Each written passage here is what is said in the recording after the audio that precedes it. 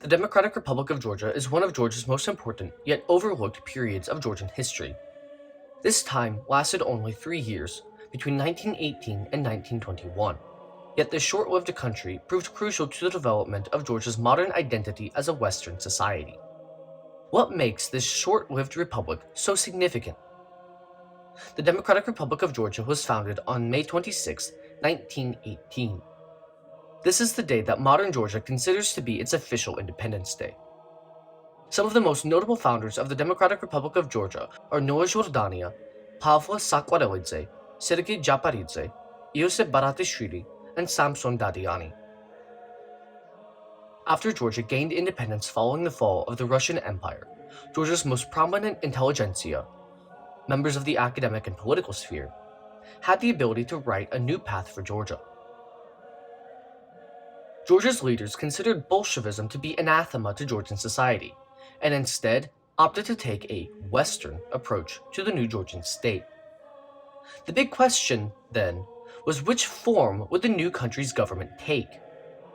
They considered three models: the Swiss model, which was based on direct democracy, the American model, which was based on the separation of powers, and the French model, which was based on the elected government responsible to parliament. The founders considered the Swiss system to be too populist, while the American system was found to be too prone to political deadlock. The French system was considered to be flawed for Georgia's demographics and was considered to undermine the country's social unity.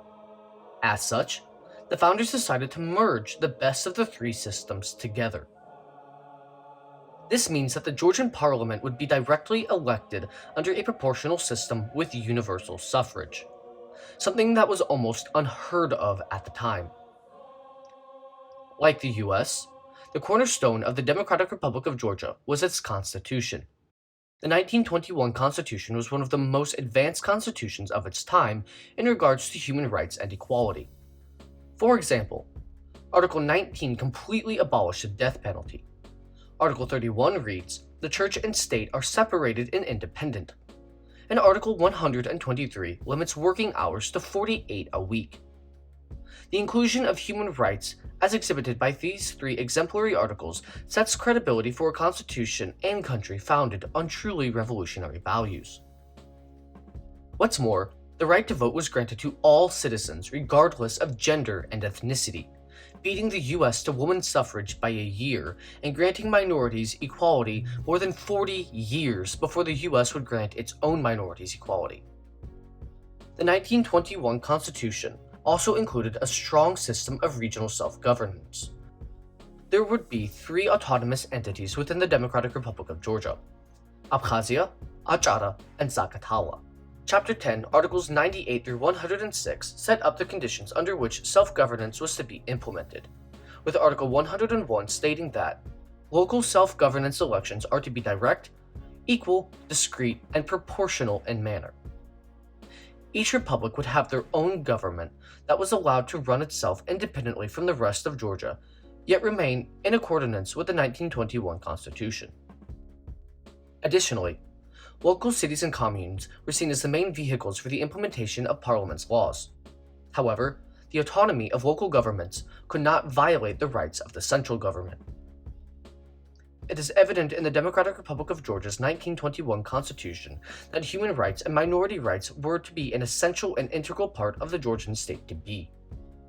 Through this analysis, it may be safely assumed that the framers of the 1921 Constitution had envisioned a society and country in which people of various ethnicities could live together under the Constitution's framework.